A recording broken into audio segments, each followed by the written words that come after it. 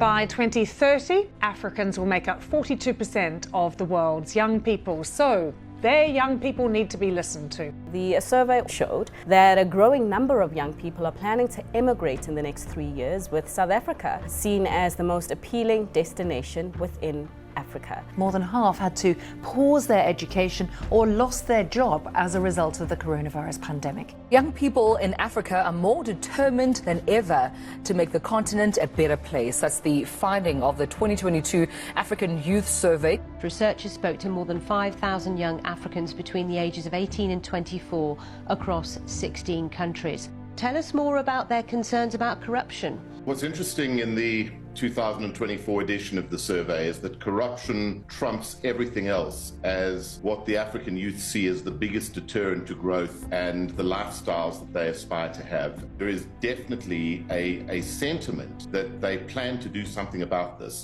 As the fastest growing demographic globally, African youth are the ones to watch. How will they shape their countries, influence the continent, and make their mark on the global stage? Now, in its third iteration, the African Youth Survey is the most comprehensive research into Africa's youth. It provides an in-depth look at the perspectives, sentiments, and intentions of young people across the continent on critical social, political, and environmental issues. Since its inception in 2020, researchers have gauged the sentiments of more than 14,000 respondents through face-to-face interviews across 25 countries, covering 80 African cities and rural centers. For this edition, 5,604 youths were interviewed in 16 countries. In 2024, African youth paint a cautiously optimistic picture of the future. They have greater confidence in what's possible. They will start businesses or move overseas to pursue opportunities. If there ever was a wake-up call to the West to say, invest in Africa, help create jobs, help keep Africans in Africa, it's now. I like the fact that they're not just thinking about jobs as the panacea to their problems. It's about creating opportunities for yourself and income. Absolutely, and as I say, the data that has come out of the 2024 survey is that our youth are optimistic, they are going to vote with their feet, and that they want to see positive change, and they want to see positive change now.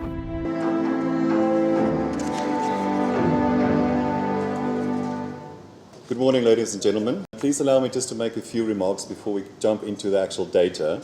This year's survey is our biggest survey to date. We've covered about 12 key chapters in the report. So unfortunately today we won't have time to look at all the chapters, but we've selected chapters that we think are most relevant and also give you a good idea and a broad insight into the scope of the whole survey. We've seen on the video about our research teams, our field workers, walking down the streets, knocking on people's doors. That talks to the methodology that we're using. Our methodology is very much based on face-to-face interviews. So the video there showed some of the teams walking through Joburg in 3 locations in Johannesburg, and that was repeated across more than 80 locations across Africa for this survey. So it was very important for us that we partner with a research team that understands Africa, that understands the youth, to ensure that the data is robust and scientific. So we do this survey every 2 years. Every year we cover 10 core countries that we survey every time that we do this survey, so that we can track and see how trends are developing over time. We have, over the 3 times we did this survey, covered 25 countries and interviewed more than 14,000 young people. And these interviews are not just an online poll, they're not just a 10-minute survey, they are really sit-down, deep, in-depth interviews that covers 30 to 40 minutes. One of the key things that we identified in the first survey was that there were quite a lot of optimism amongst Africa's young people. In 2020, they're optimistic about the future of their country. They're optimistic about their financial position will be better. They'll have a better life than their parents, and that they really feel that they can shape their own futures and that they have that capability to do that. So I think for us, the Afro-optimism element is very important, and we really want to track that over time and see how this changes over time. In 2020, the Afro-optimism was at 40%, asking young people, is the continent going in the wrong or the right direction? In 2022, we had the impact of COVID, and we've seen that nearly 40% of young people had to stop their education. Nearly 20% had to lost their jobs, so had to find different ways of employment as a result of COVID. So that was a big impact. What we see in 2024 are the green shoots of optimism. So that is encouraging that we see a slight uptick in optimism despite all the challenges that young people are facing. We also ask young people about the future of their countries, and this is interesting. Young people are more optimistic about the future of the continent as opposed to the future of their own countries. We will see that across the three waves of the survey that optimism has declined and excitement has declined. Uncertainty has kind of remained stable, but what has increased is concern. So young people are much more concerned about a lot of issues, whether that's climate change, whether that's employment, whether that's corruption. But interestingly, in terms of pessimism, have remained very low at 9%. So there is optimism about that. This is for me a very interesting slide when we put the 16 countries in terms of their levels of excitement and optimism about the future.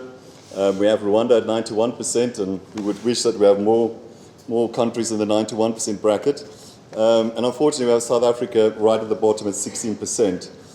But what is interesting for me, if you look at some of the countries at the lower levels, if you look at Ghana, 32, Botswana, 29, Kenya, these are all countries that recently has seen young people out making their voice heard. So it's really interesting, and it really speaks to what we're actually seeing, what's happening in the real world. One of the key things we investigate is asking young people, looking back in the last 5 years, what had the biggest impact for you on the continent?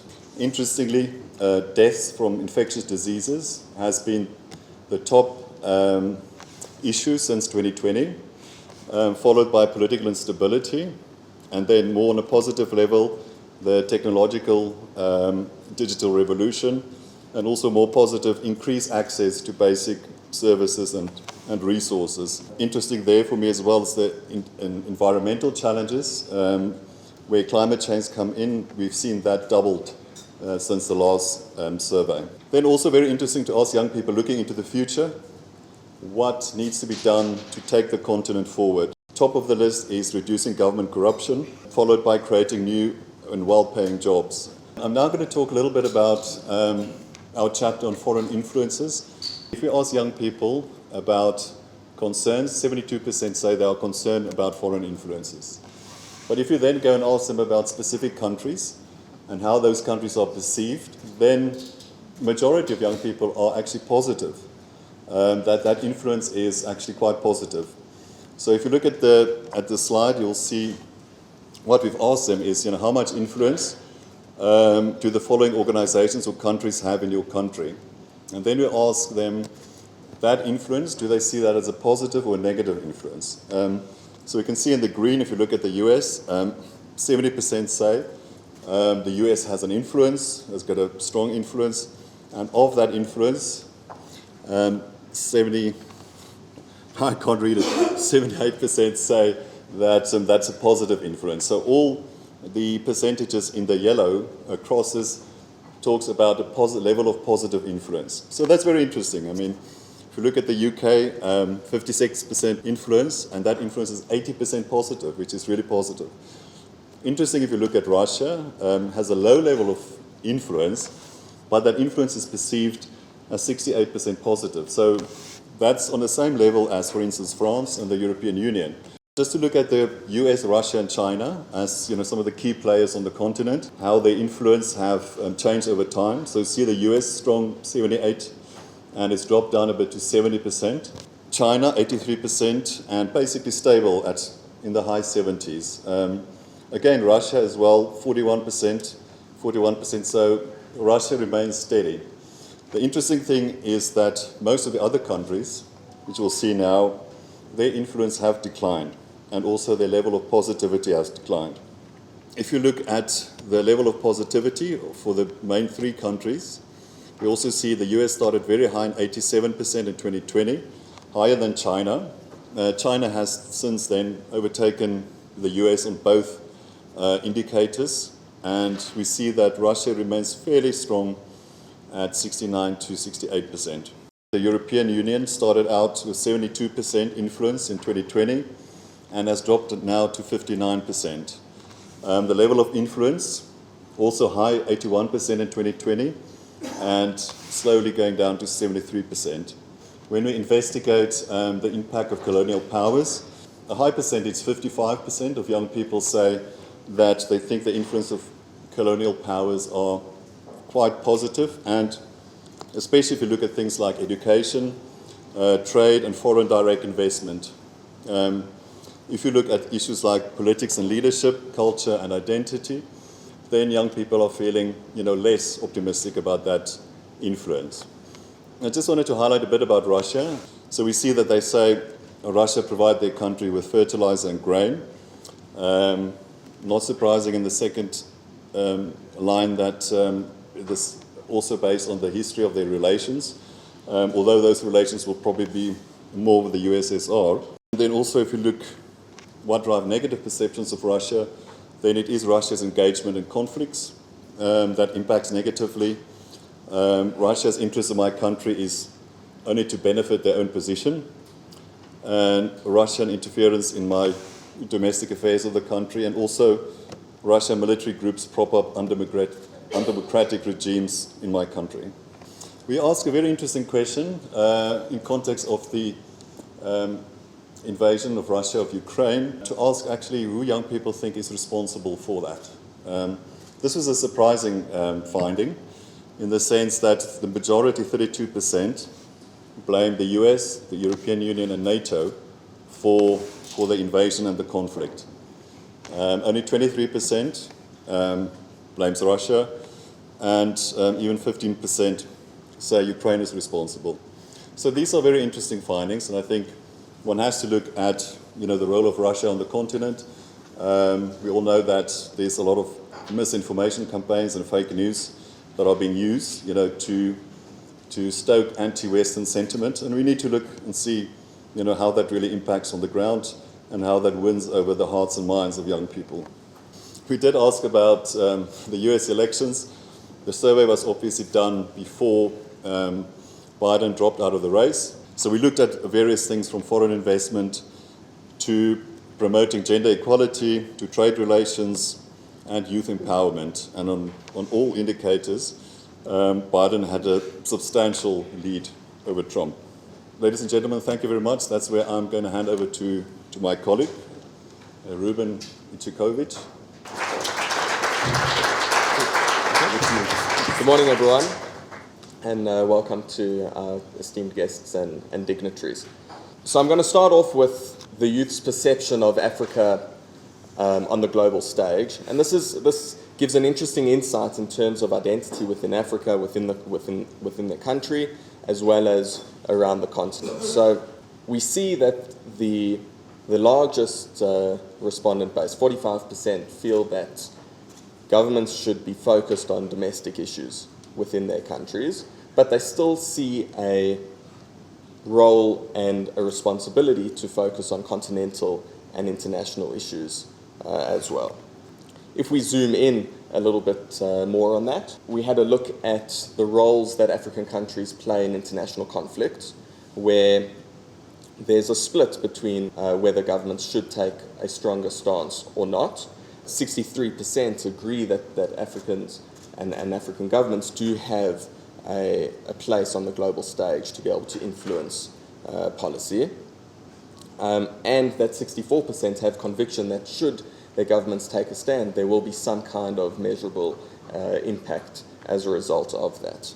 This is one of the most fascinating metrics for me, and also a possibly concerning one. We've polled youth on their appetite for democracy and what that means, and democracy in the Western sense, or an adapted African sense of democracy, or alternative forms of government. And we've seen an increase from 2022 to 2024, where more youth, 7 or 8% more, feel that democracy may not be the most preferable form of government. We've seen a decrease in the support for Western-style democracy around the continent.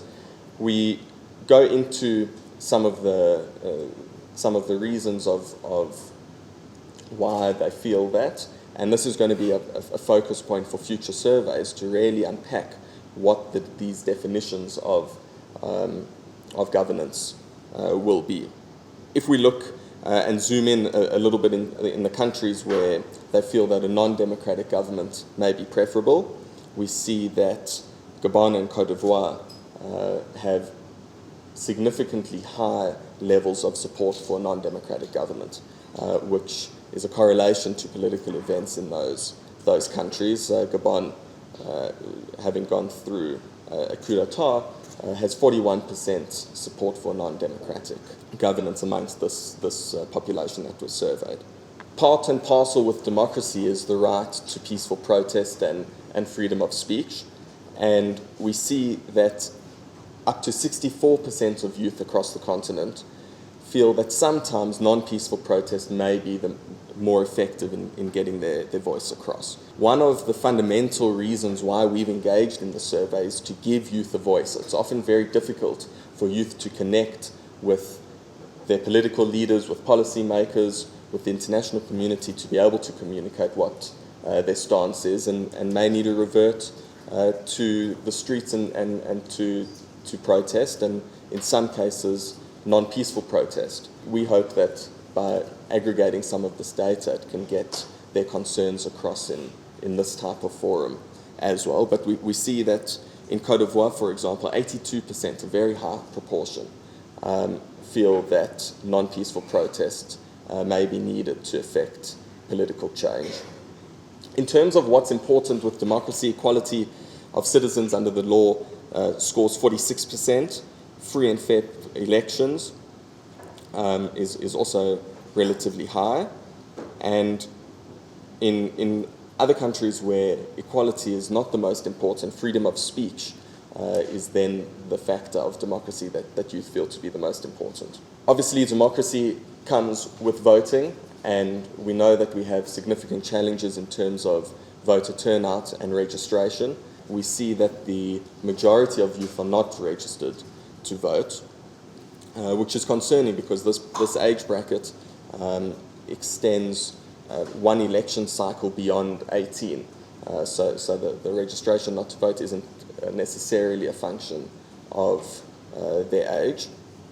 But encouragingly, those that are registered to vote say that they are 61% are likely to turn out. But this is still a significant area that needs to be improved in terms of youth getting their voice across through the ballot box as well. Encouragingly, youth are very conscious of the male-female demographic split around the continent, especially in terms of political leadership, and 70% agree that they would like to see more females, people taking much stronger positions of power within their country.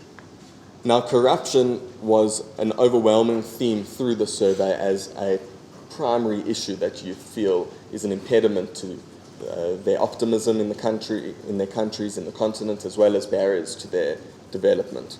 There's quite a spectrum between the countries that we polled in terms of their concern around corruption, but the significant majority, from 70% and above, felt that this was of primary concern.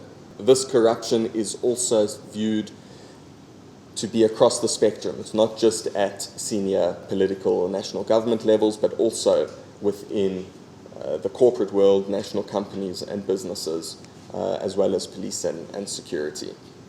We anticipated that corruption would be high on youth's agenda, so there were a whole host of questions that then were put forward to say, what are the youth's preferences or views in terms of solving this endemic challenge? 62% of youth are not satisfied with the current anti-corruption policies, procedures, institutions that are set up in their country, which to us signifies a strong will for youth to see better anti-corruption measures. 75% feel that creating a police task force would be useful, a specific unit to be able to investigate corruption, and also see that the consequences for corruption need to be strengthened, with 74% wanting tougher penalties for those convicted of corruption. We touched on police and security earlier. We see that only 2 in 5 youth are satisfied with the police and security forces in their country, which is another concerning statistic. We are seeing that this number has fluctuated between 46% in 2020 and 40% in 2022. There's been a slight improvement since 2020, but probably not enough.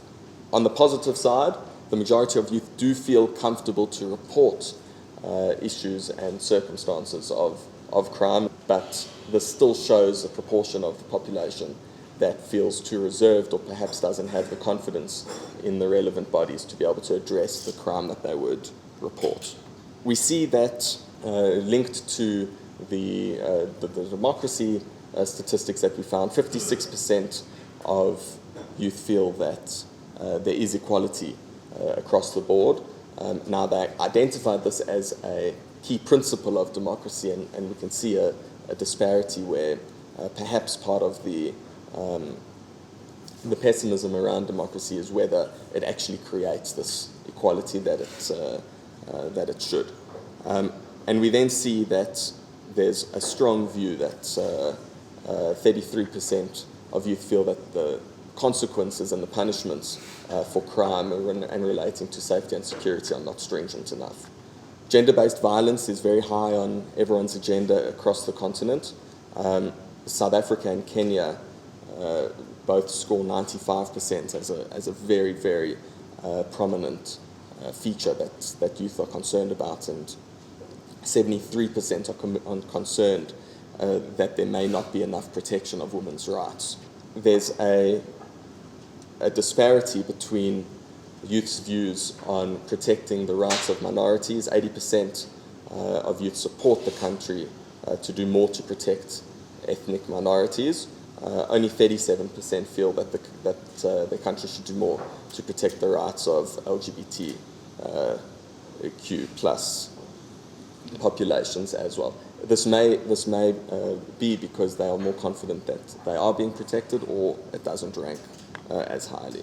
We see that 13% can relate to knowing somebody that's been approached by a terror group recruiter or a radical insurgent. Now, this is almost double from 2022, and it represents a very, very significant portion of the population. If we think that 1 in 10 people have got in their circles have had terror groups or would know someone being actively recruited, this is something that we know is a concern on the continent, and youth are certainly coming into contact with that, where they are perhaps a more high importance demographic for terror groups to recruit.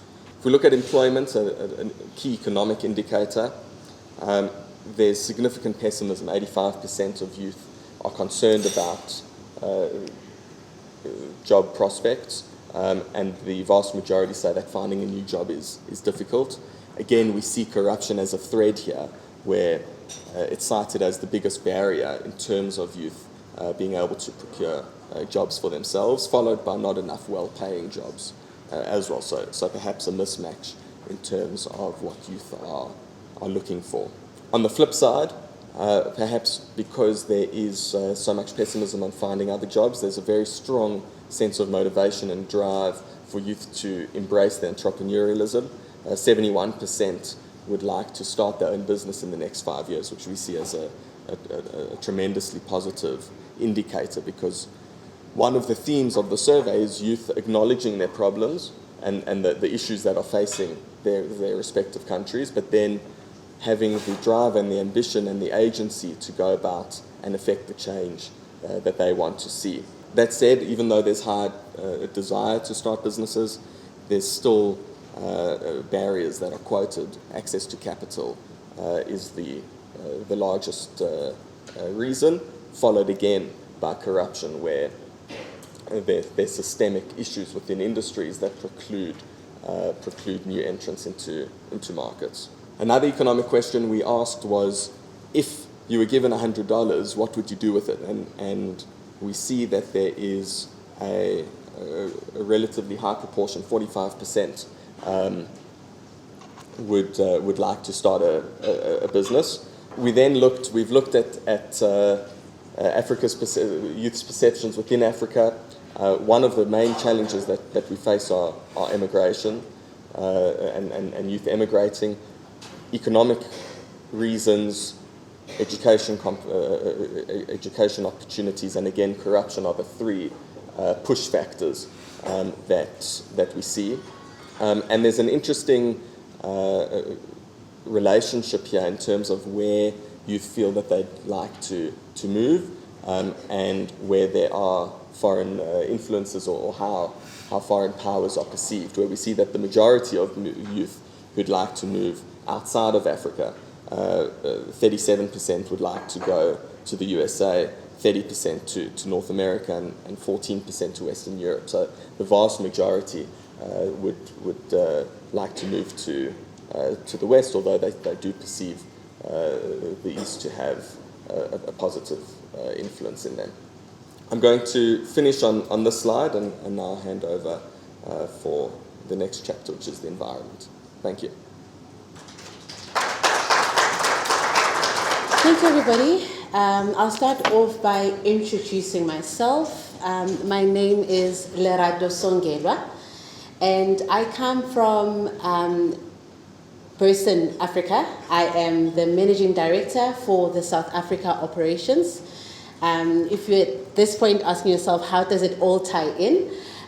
We've been a PR partner to the IFF for the past couple of years. Our journey started in 2020 actually. And we've really supported on the Africa Youth Survey in terms of generating publicity and just really overall awareness. And for us, the survey gives us such rich insights, not only as individuals, but also as a company. You can imagine that we work in our business with a large portion of youth. So these insights really help us in terms of resonating with what matters to them, and I really hope that it does that for you as well. So to kickstart, we'll look into the environment. Climate change is a big topic at the moment. So 78% of our Africa youth are concerned with climate change. Yet 48% of them are saying that they are satisfied with government efforts of addressing climate change. And as you can see by country, from the highest to the lowest, Rwanda is right up there at 87, and then you've got Cameroon at 28. So you can see just the vastness of how they are feeling, right? And 48%, it's not a good number if we are honest. We want to get higher than just under 50% in terms of government efforts. Then there were 4 key questions that were asked. One was a new question, and that's why you will see there isn't any historical data from 2022. When the youth was asked if climate change will increase conflict, they definitely said, 71% said yes. And the other question was on, do we believe that it will harm future generations? And definitely they agreed at 73%, which is just below the 2022 number there by minus 3%. And 69% of our youth agree that climate change will harm you personally. 73% are saying to us that climate change will harm people in our countries. So those are really huge numbers. If you look at it, it's all way above 60%, which tells us that this is a great concern to our youth. Then when we pose a question that is relating to government specifically, remember there was 48% on the previous slide that were satisfied with government efforts, but now we go deeper. 81%, they believe that government needs to be doing more to address climate change. And I think we can all agree. And we've listed the top 3 countries there, which are Kenya at 96%, Rwanda at 95%, and Zambia at 88%. Very high percentages, as we can see. And they also are saying that government needs to mitigate the impact of food and water supplies, and that is at a high 79%. 80% are saying that government needs to do more to adopt green energy sources. 78% are saying that government needs to be doing more to reduce carbon emissions. Again, Kenya, Rwanda, Zambia come through very strongly there and with high numbers. Another big concern, at least in South Africa, it's starting to be a pain point for a lot of us, our water situation. The interesting thing is when this survey was done, we weren't in this current state. So even then, our youth were concerned about what's happening with our water situation. 78% of our youth are concerned about water scarcity. And surprisingly, or not surprisingly, South Africa is at the top of the top 3 countries. Then when we look at how they are spending money on just acquiring water, right? We see that 40% of youth say that they spend more than a quarter of their income on clean water. 40% of them, more than a quarter of their income. That is a huge number. And 66% of youth are saying that they can easily access clean water. That is good news, because in previous years we know that this number wasn't as high. It's also good news to look at the common water source. I'm very happy to see that receiving water through the tap and the sink is very high on the scale, which means that there are significant strides that we are making as a continent. However, more work needs to be done, as we can all agree. Then moving on, we go and look at technology. Now we know that technology is now very high up there on the Maslow hierarchy of needs. We cannot survive without technology. And so there should be no expectation that our youth could survive, right? So if we look at it, 79% of our youth agree that Wi-Fi and connection to the internet is a fundamental human right. So it links very much with what I'm saying in terms of the Maslow hierarchy of needs. It is a need. We all know when your Wi-Fi is down, you can't survive. So this is the reality.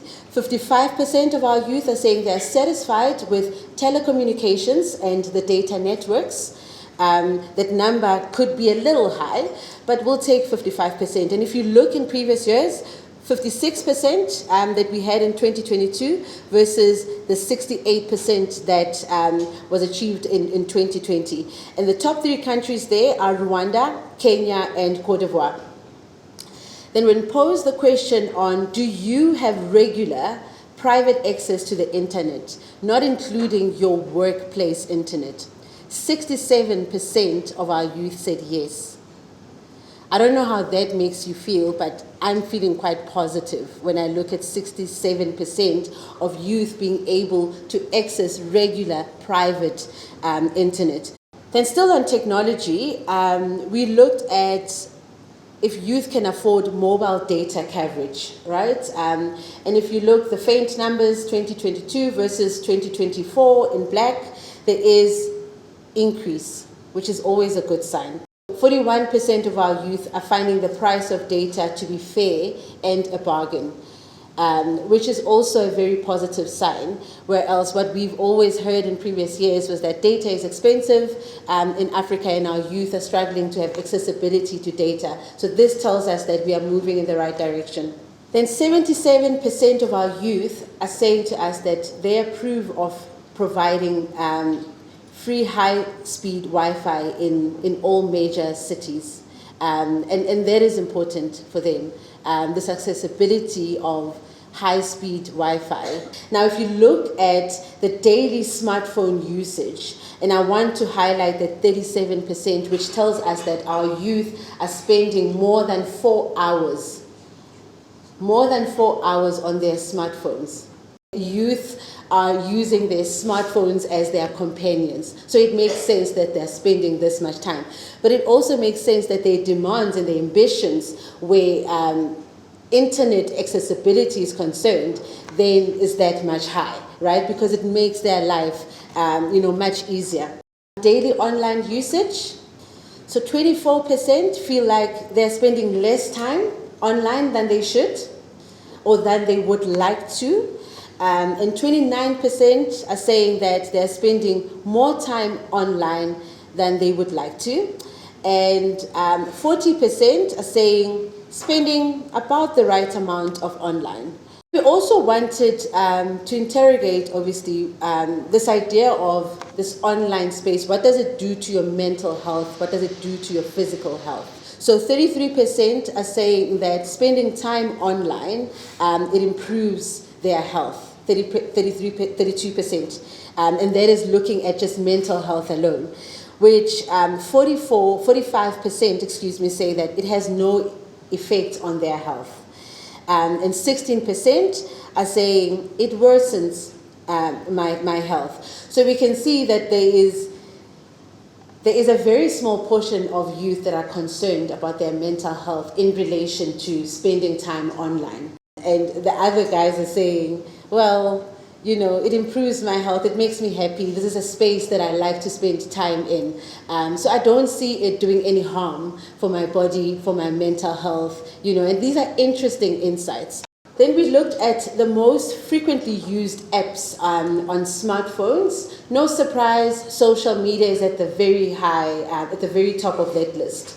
And this year we're sitting at 74%, slightly down from our 2022 figures. But also there is this sense of creativity that we're seeing in youth. We are seeing them really adopting this idea of the hustle culture. So obviously things like multimedia apps become very important to them. So they are spending their time there. They're also spending their time on productivity apps. And I think the significance here also could have started during that COVID period, where we all had to find ways of motivating ourselves and finding interesting ways of keeping track of our day-to-day work, right? Then moving on, we're moving on to news and media, and looking at our main news sources. This picture is very interesting as well for me, because previously what you would see is television would be right at the top there, where it still is, and it would be strongly followed by radio. But look where radio is today. It has dropped down, and as we can see that Facebook and WhatsApp have taken over the radio space, right? Instant messaging is a big thing. It's a big practice for our youth. And Facebook is also a platform where not only can they engage with friends, but they can engage with family. So it really has become a strong part of their everyday lives. Then when we interrogate the trustworthiness of news sources, I'm not surprised that this picture is looking this way, because also when you look at who you believe is a news source, you think about how credible that news source is. You think about how long you've known or how long you've utilized the stories that come from those publications or broadcast stations. And we see that BBC is at the top there, and 34% of our youth say that it's very trustworthy. And 31% of our youth are saying it's somewhat trustworthy. 14% are saying not too trustworthy. And 8% are saying not trustworthy at all. And 13% are like, don't know, not familiar, don't care. When we look at South Africa now, bringing it locally, obviously SABC being the national broadcaster, it would be at the top of that list. But that's not saying that we didn't include the ENCAs and the African News Network and those guys, but SABC came out very strongly. Then on the next slide, something that has been a pain point, I think not only for me in my industry, but as consumers, as people that consume media on a day-to-day, fake news is a big problem. Fake news is a serious problem in our communities, and our youth agree it's 73%, which is shy of just 3% from our 2022 numbers. And we see that terrorism and criminal organizations, they deliberately use they deliberately use fake news to push their agenda, and we've seen it. And I think Nico mentioned it with Russia, and how they just infiltrate in certain markets within Africa. An interesting one that says foreign government deliberately share fake news to push their agenda.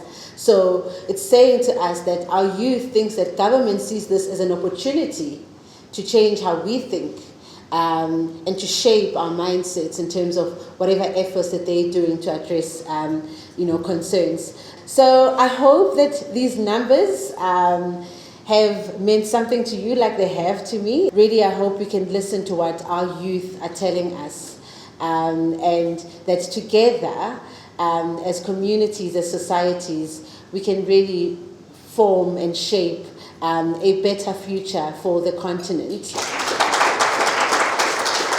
Ladies and gentlemen, we're going to ask our chairman, Ivy Chikovic and Faith Mogope, to come to the stage.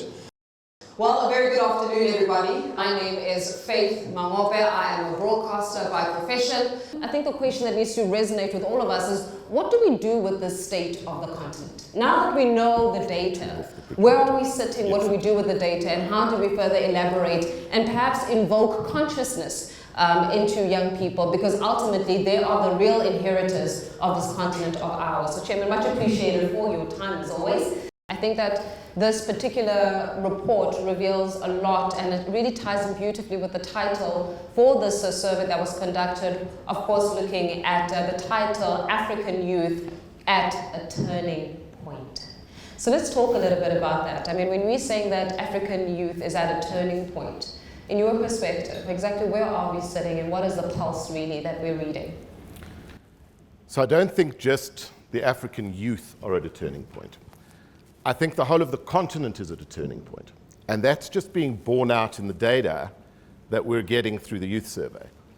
You know, I've been saying for years and years and years, as I kind of have done the parade of all of the boardrooms of the West and listened to all of the continent's detractors, and as I've been ridiculed by people who've said, how the hell can you be so optimistic about this dark, hopeless, corrupt, energy-bereft continent? And I turn around to these people and I say, boys and girls, this is not my reality. I live in an Africa that's clearly different to your Africa, and that's because I am very, very convinced that this continent's going to hit a turning point where there's going to be a whole generation of people that have never experienced colonialism and do not believe that their Africanness is a handicap like the colonial system tried to convince us it was, and who truly believe that their Africanness is a superpower. And that's what the 2024 version of the youth survey is telling us, because this is the point that the continent is going to see multiple elections that are going to change the face of this continent forever. We're coming out of a period of revolutionary mindset and going into a period of global engagement, but more importantly, a period where Africa is going to become the balance of power between the East and the West, where the polarization of the world will either happen or not happen because of the role that Africa will play. And for the first time, the people around the world who have considered Africa to be a handicap, a liability, an aid receiver, are going to start realizing that the people of Africa are going to potentially be what the people that polarize the world, or alternatively, the people that ensure that this polarization does not happen. So it is critical that now everybody needs to pay attention to the data that we've uncovered in the survey over the last couple of years. Well, on that note, as you're speaking about how the revolutionary politics are taking a back seat because the young people are mostly born from an element of freedom. So they don't have that, I have to vote, and I'm going to use South Africa as an example, which we've witnessed over the times in the past elections, that A lot of Generation X boomers, they're voting for the ANC of Nelson Mandela. The survey that has been done right now, it shows that young people are unhappy about many things, governance being top of mind. Do you feel as though we're getting to a time where, like Kenya, we could witness young people being uncomfortable in the status quo and actually topple governments? I think beyond that, I think we're at a point where we have a generation of leaders, not the next generation of leaders, the generation that is about to go into leadership positions right now, who are not going to put up with this any longer. And we're starting to see it already. It happened in South Africa. Now, interesting, a lot of the data that we gathered on South Africa was pre the elections. And it was very telling because in March this year, we were able to determine the outcome of the South African election to within minute percentages, much more accurately than any other poll. And there's a reason for that. And the reason for that is because the youth don't know that it is not fashionable to tell the truth. So what we were hearing was not only what they felt, but what they were hearing at their dinner tables, or what they were hearing in the shebeen, or what they were hearing in the crowd. And we had a very real picture of what was going to happen.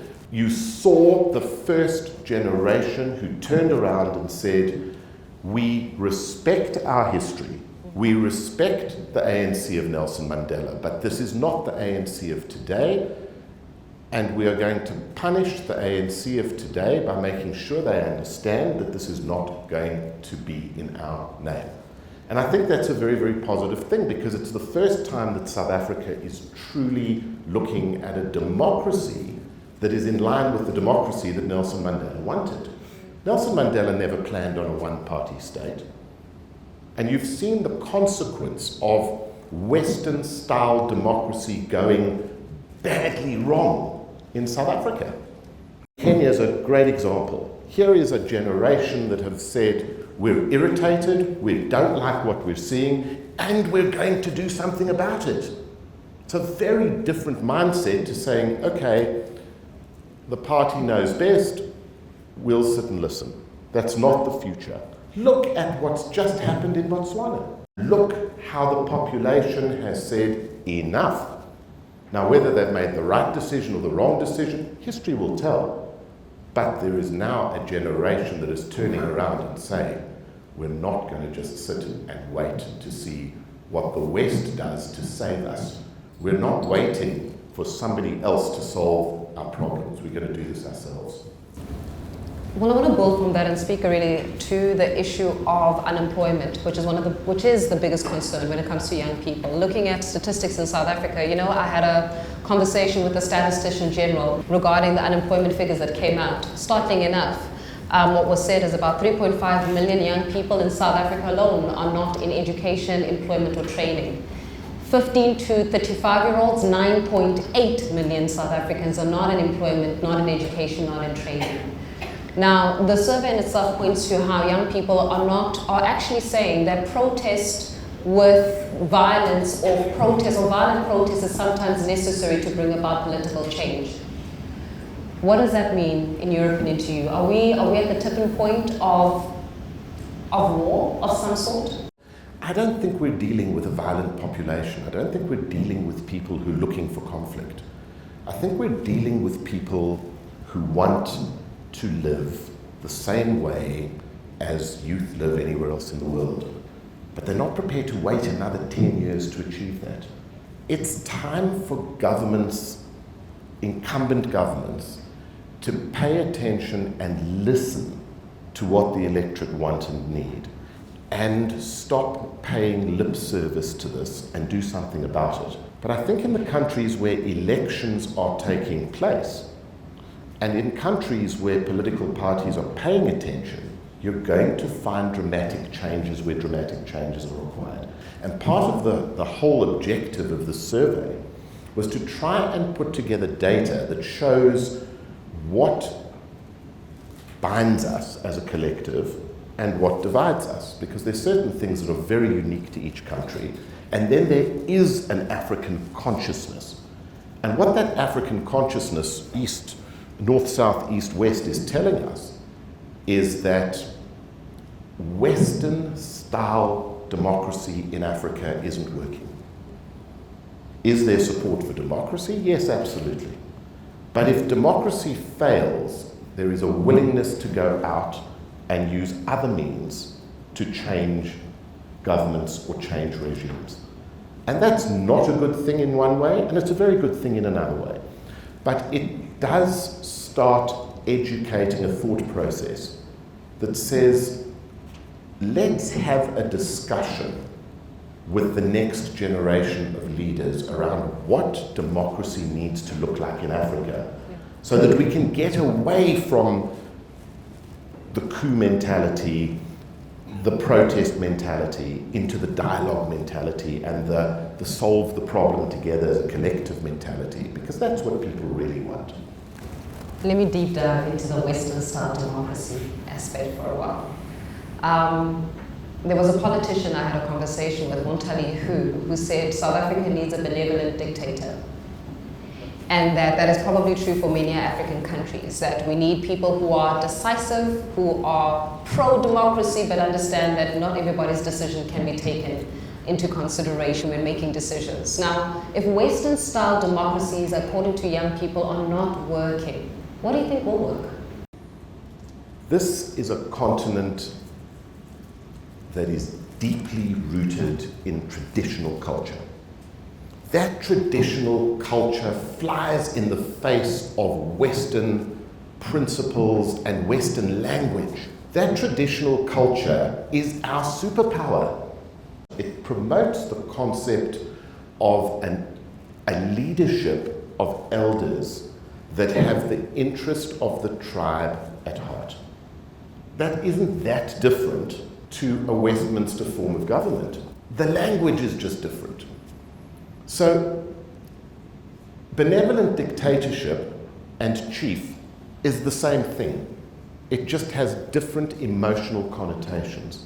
In Africa, where we have massive ground to make up, where we must not underestimate the psychological damage that colonialism did to our population, we're now at a point where we need to have a discussion around how you bring the concept of a continent that needs long-term planning, stable leadership, real grassroots focus on governance, together with the idea of Western-style democracy where you have to change your leadership every 4 years. Somewhere in the middle is the answer.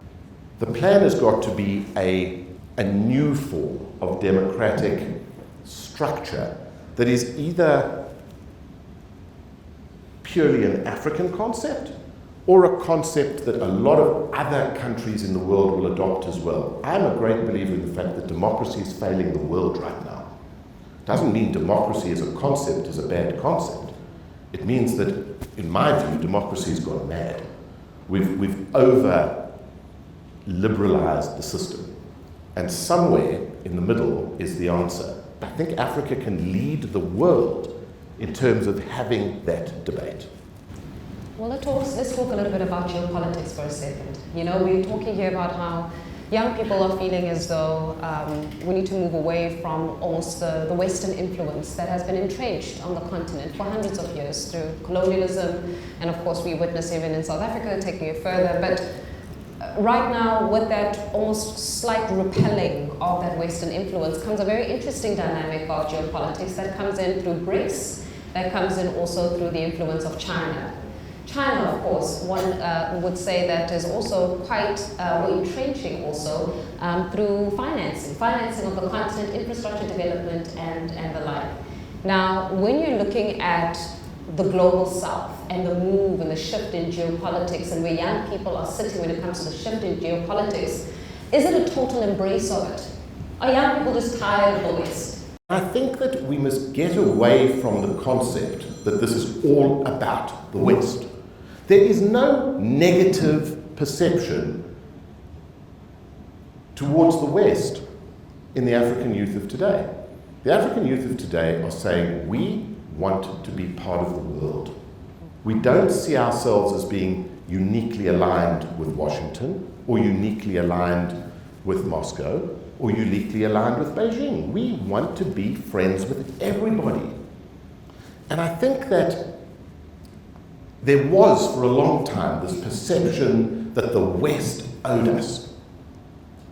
But I think that perception is slowly but surely eroding. I think that perception is going away. Because if we can stop the polarization of the hearts and minds of the citizens of Africa, then the continent of Africa will become the balance between East and West, and potentially the glue that holds the whole picture together. You sound like you're excited about the future of the continent. Is that so? You don't understand how excited I am about the future of the continent.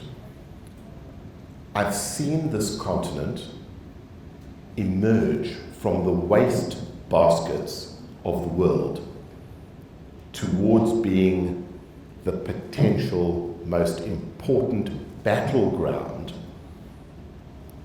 in the world, towards being the most important voice of reason in the world. And as big a tragedy as the Russia-Ukraine war is, we owe that conflict something immense, because it gave African leaders an opportunity to find their voice. And now that they have found their voice, they are speaking out on world platforms all over the show. And frankly, there were some unintended consequences, because there's some platforms we should rather keep quiet on. But there are many other platforms where African voices are now being heard. And I think that my optimism for the future of the continent is based on the fact that we now have a generation of Africans who are not going to be left behind, and we have a generation of leaders, both current and future, who are going to have no choice other than to march to that drumbeat. And for that reason, I have never been more optimistic. And my message to everybody listening to this is that this continent holds some of the biggest opportunities, economic, political, cultural, social, in the world today. Engage, engage, engage. Stop moaning about the Chinese influence in Africa. The Chinese influence in Africa is what it is because they're in a vacuum. I want to build a port, and the only people who bid to build my port are Chinese. What do you want me to do? There is opportunity for everybody. But if you're absent and you're not engaging, and you spend your life justifying why we are problematic, then you will be factored out of the future of the most important market in the world. And we're now at a point where I think that Africans themselves are starting to understand that. Let's talk about the future a little bit. And I want to make reference to the slide that was shown regarding technology and the role of technology and where young people see technology. There's a growing concern, and I'd love your thoughts on it, regarding the consciousness to what the future looks like for young people, especially with the introduction of artificial intelligence. We're complaining about youth unemployment, but we're not talking about what the future looks like so far. Are we including ourselves as Africans in that? One of the things that amazed me in the surveys, in previous versions of the survey, people did not consider to have electricity as a basic human right. They didn't consider water as a basic human right. No expectation that their government should provide that. But heaven help them, their governments, if they didn't provide Wi-Fi. Now that tells you that this is a population that's going to leapfrog all these technologies. So artificial intelligence, it's a reality today, and it's going to become more of a reality, but it only becomes achievable if we give access to bandwidth as cost effectively, if not for nothing, as we possibly can, and if we do it fast, because then this continent becomes the remote workforce for the world, And that's going to become our future, and it's going to become our future in the next 3 or 4 years. So absolutely can't agree more. How then do we start internalizing this and implementing? In your opinion, what's the first step? What is everybody's greatest dream in life is to have access to a crystal ball. He who can see into the future controls everything. We have a crystal ball here. Use it. This survey and the data that stands behind it gives us an insight into what Africa is today and what it's going to be tomorrow. And anybody who has any engagement with this continent, who does not engage with this data, does so at their own peril, because they will then be at a huge disadvantage to the people that do engage with it. And hats off to every single one of you in this room, because the very testament to the fact that you are here and listening to this means that you all understand it. And my request to all of you is that you need to go and be disciples for the continent. Go and explain to the people that listen to you that the Africa that you are engaging with is not the Africa that they think is there. And the quicker we can get that out there and get people to start engaging with the facts, good and bad, let's not fool ourselves. This continent's got a long way to go. We've got a lot to achieve. But by engaging, we're going to create a superpower of monumental proportions. Yep. Thank you so much. Ladies and gentlemen,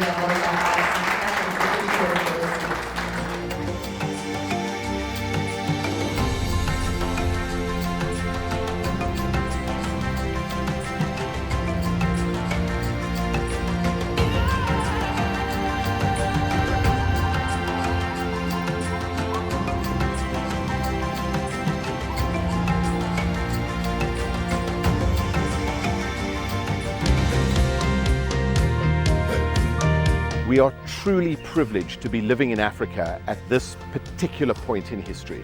In order to sculpt our future, we need to preserve our history through our heritage. We need to preserve our environment through conservation. And we need to build a generation of active citizens who can take these amazing assets and turn them into an incredible future. Africa is at the heart of the future developmental challenges of this world. We have to find a way to bridge the gap and bring youth into the dialogue and into the strategy of the continent. Our constitution is the most progressive in the world. Now, a simple yet powerful campaign, #IamConstitution, is encouraging South Africans, young and old, to read, embrace and live it. We have taken this discussion to university students, we've taken this discussion to politicians, and now we're taking this discussion to children. We've used the performing arts, we've used music, we've used the spoken word, and we want to be able to go out there and make this accessible to everybody. I think I can change the world, just like Nelson Mandela did. We all think that we know our history, but the truth is that we really don't. And we have spent many, many hours collecting video footage from people who were players on the stage, telling their stories in their words, so that future generations can make up their own minds. And the African Oral History Archive is a living process. Since its inception, we have several hundred hours of real stories to get people thinking about our history so that they can better shape their future. Our involvement in anti-poaching has never been purely just about rhinos or just about elephants. It's been about species preservation as a whole. And how do we bring the resources and capabilities that sit within our organization to help partner organizations in dealing with poaching activities and species preservation? We close tonight in South Africa, where some high-flying dogs are tackling a serious poaching problem. Arrow is the first skydiving anti-poaching dog. Trainers in South Africa are experimenting with new ways of getting rangers onto the trail. Well, there is rising Afro-optimism among the continent's youth. That's according to the Jacobitz Family Foundation's 2020 African Youth Survey. Policymakers, not just in Africa, but all over the world, need to listen to their voices.